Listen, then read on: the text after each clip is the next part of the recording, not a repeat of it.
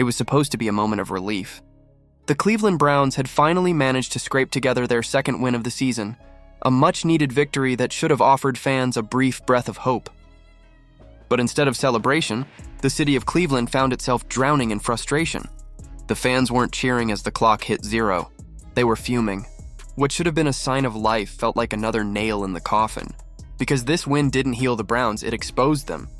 It revealed the disease eating this team alive, a disease of ego, pride, and fear. And its name is Kevin Stefanski. What unfolded that afternoon wasn't a football game. It was a humiliation. It was the sight of a head coach refusing to listen to his fans, his players, or even reason itself. It was a man so determined to prove he's the smartest in the room that he would rather burn everything down than admit he's wrong. This is the story of how Kevin Stefanski publicly betrayed his locker room, disrespected his city, and humiliated his own rising star, Shedeur Sanders. To understand the chaos of that Sunday, the story must go back to how it all began, a season built on arrogance. After last year's miracle run, when veteran Joe Flacco, a man who had been written off by the entire league, came off his couch to save the Browns, Cleveland finally felt hope again. Flacco was the comeback story of the year, leading a struggling team to the playoffs with poise, experience, and grit. But when the offseason arrived, Kevin Stefanski and the front office made a decision that defied all logic. Instead of rewarding Flacco, they let him walk. Worse, they traded him to the Cincinnati Bengals, a divisional rival. In one baffling move, Cleveland gift-wrapped its most dependable quarterback and handed him to an enemy. Fans were stunned. Analysts couldn't believe it. And the explanation made even less sense. The Browns were going with a rookie competition, Dillon Gabriel from Oklahoma and Oregon, a safe, system-driven lefty quarterback, and Shedeur Showtime Sanders, the dynamic, high-profile talent who had the potential to change the franchise forever. To the fans, it was obvious.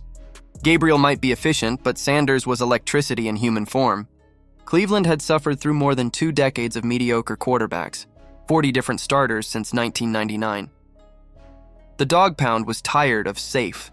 They wanted something different, someone who could inspire a city that had been beaten down for years. Sanders wasn't just another rookie. He was the symbol of a new era, but Stefanski didn't see it that way. He saw a system to protect, a playbook to preserve, and control to maintain. Dillon Gabriel fit that system. He was the obedient conservative passer Stefanski could mold. Sanders, on the other hand, was flash and fire, a player who played on instinct, charisma, and confidence. In other words, everything Stefanski wasn't. The season started, and as expected, it was a disaster. The Browns stumbled through the first few games, barely scraping together a single win. Gabriel's cautious play style kept the team afloat, but it also suffocated it. Every drive looked the same: short passes, checkdowns, punts. The offense was lifeless. The fans knew it. The players knew it. But the head coach refused to accept it. Then came the game that changed everything. Late in the fourth quarter, the Browns clung to a pathetic 13-10 lead. The defense was holding on by pure willpower, led by the unstoppable Myles Garrett. But the offense was dead. 3 and outs stacked up like dominoes. Every Gabriel pass was either short of the sticks or floating off target. The tension inside the stadium could be felt through the television screen, and then it started, the chant. From the upper deck to the front rows, the voices of tens of thousands rose in unison. The dog pound had had enough. The chants echoed through every corner of the stadium, demanding what everyone already knew was right. They wanted Sanders. The young quarterback stood up from the bench. He took off his warm-up jacket. He grabbed his helmet. He began throwing on the sideline, firing lasers into the net, preparing for his moment. The cameras found him.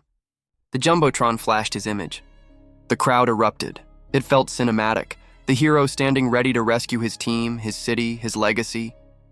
Every storyline pointed toward that one moment. But Kevin Stefanski wasn't reading the same script. He saw the crowd. He heard their voices. He saw Sanders warming up, helmet in hand, ready to lead. And yet he refused to act. Gabriel trotted back onto the field, looking defeated before the play even began. Sanders stood there, ignored, humiliated, in full view of millions watching at home. The boos thundered so loudly that the broadcast had to lower its crowd audio. It was more than a football decision. It was defiance. It was ego. It was a message. Stefanski wasn't going to let the fans dictate his choices. He wasn't going to let a rookie steal his spotlight. He was going to prove that his system was untouchable, even if it meant destroying his own team in the process, because this wasn't about who gave the Browns the best chance to win. Everyone knew who that was. This was about control. Stefanski saw Shedeur Sanders as a threat. A superstar rookie with charisma, confidence, and a global spotlight doesn't fit neatly into a coach's system. He becomes bigger than it. And that's exactly what Stefanski feared. Inside team circles, whispers started spreading. Coaches and players privately admitted that this wasn't about football. It was personal. Stefanski hated the attention surrounding the Sanders name. He hated the showmanship, the swagger, the cameras, the noise. He wanted quiet, obedient football. And Sanders represented the opposite. Even the locker room began to fracture. Young players gravitated toward Sanders. They admired his energy, his drive, his confidence. Veterans like Garrett and Amari Cooper tried to stay diplomatic in interviews, but behind closed doors, frustration simmered. The defense was playing championship-level football, yet the offense was dragging them down. Meanwhile, the ghost of Deshaun Watson still lingered. The franchise quarterback who was supposed to be the savior now sat sidelined, either injured or forgotten. But one thing was clear: Watson himself wasn't happy. He began liking fan posts online that criticized Stefanski. The cracks in the organization weren't cracks anymore, they were canyons, and still, Stefanski doubled down. Week after week, he stuck with Gabriel, insisting his system would eventually click. But everyone could see it. The Browns weren't playing to win, they were playing not to lose. Gabriel wasn't the problem. He was a pawn. A limited, safe quarterback stuck in a losing philosophy, forced to face a hostile crowd that knew the real answer was standing on the sideline. The truth is, this isn't new for Cleveland. This franchise has been cursed by indecision and stubbornness for decades. But this situation is different. They finally have something real, a quarterback with star power, intelligence, accuracy, and leadership. Shedeur Sanders isn't just another experiment. He's the kind of talent franchises dream about. And the fact that he's sitting on the bench while this offense struggles is not only maddening, it's malpractice. Stefanski's defenders will hide behind statistics and scouting reports. They'll bring up sack rates and pocket awareness. They'll repeat the tired narratives about Sanders being too confident, too flashy, too young. But those same criticisms have been thrown at every great quarterback who ever changed the game. Confidence is not arrogance when it wins games. Swagger is not a flaw when it inspires a city. The difference between players like Sanders and the system quarterbacks of old is that Sanders has something